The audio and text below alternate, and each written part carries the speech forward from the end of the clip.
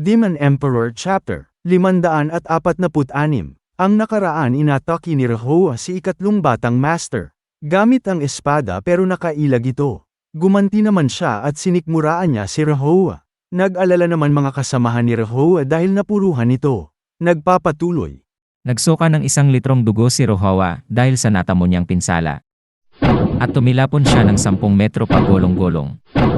Sinabihan siya ng ikatlong batang master na wala siyang pag-asa manalo sa kanila dahil nasa mababang rangko ng sekto nila.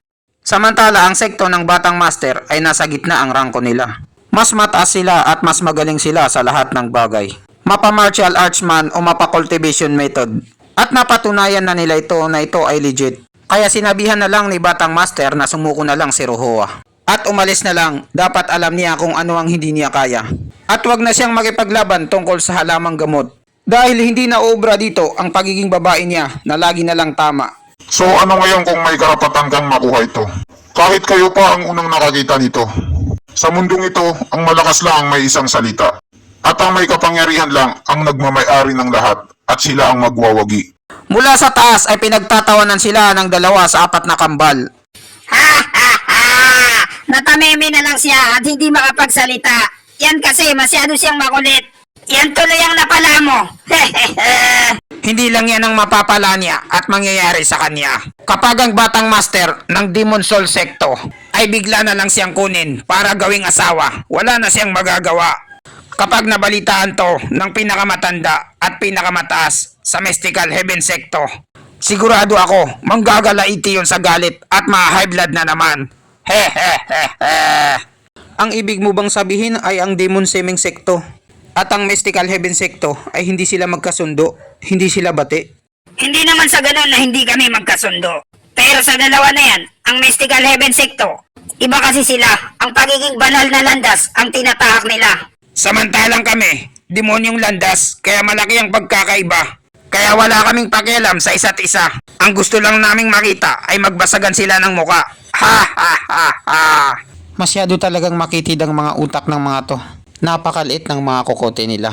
Dapat ang una nilang iniisip kung anong makukuha nila dito. Sayang lang ang oras, puro na lang paniniwala ang mga nasa utak nila. Tumayo na yung sandata ni Rahowa at ginawa niya itong tungkod pang-alalay sa sarili. Dahil hindi niya na kayang tumayo sa sarili niyang mga paa.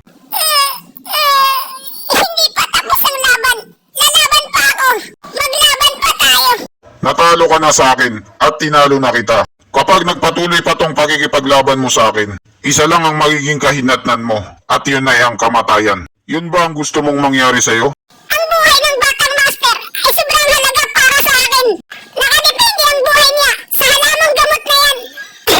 Kaya kailangan kong makuha yan. Kahit anong mangyari. Ha ha ha ha! Tinutukoy mo ba ang batang may sayad na yon? Mas bagay sa kanya na matigok na lang. Anong mapapala mo sa pinanganak ng balisa? Ang mga katulad niya hindi na dapat pinapatagal sa mundo. Tapos gusto pang makipag-agawan dito sa halaman. Nakakatawa. Nagdudugo ang bunganga ni Rahowa dahil kinagat niya ang kaniyang labi dahil sa galit. Manahimik ka dyan dahil wala kang alam. Hindi mo alam ang totoong nangyari. Manahimik ka na lang. Shut up.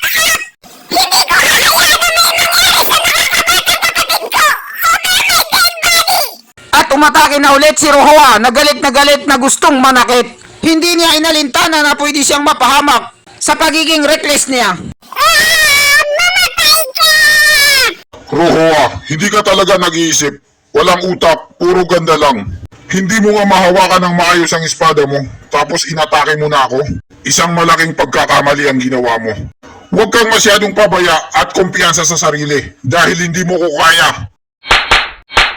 At binigyan niya ng sampal ng katotohanan si Rahowa. Bunso kong kapatid, patawarin mo ko. Hindi kita kayang protektahan. 50-50 na si Rahowa. Kailangan na siyang dalhin sa ospital.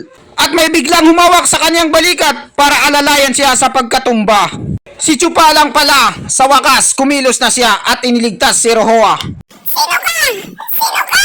Ikaw ba ang Mr. Right ng buhay ko? Hindi mo na kailangan magtanong at huwag ka na munang mag-isip. Dahil hindi tayo magkakilala, hindi tayo close. At biglang na-inlove sa kanya si Rohoa. Love at first sight. Ang pogi niya. At ang angas pa. At bigla na lang dumating yung 4 na masamang usok. Panira sila ng moment. Kayong dalawa, may oras pa kayo sa baby time, ha? Ho ho ho. Habang naglalaban ng dalawa, ang pangatlo ang lalantak. Kayong dalawa, ituloy niyo lang ang ginagawa niyong baby time. Habang busy kayo sa paglalaban nyo, Kami ang kukuha ng siyam na gradong gamot. Ano? Hindi maaari! Mga kasama mo pala sila! Nagkamali ako ng pagkakakilala sa'yo! Isa ka palang Demon 7 Secto! Manloloko!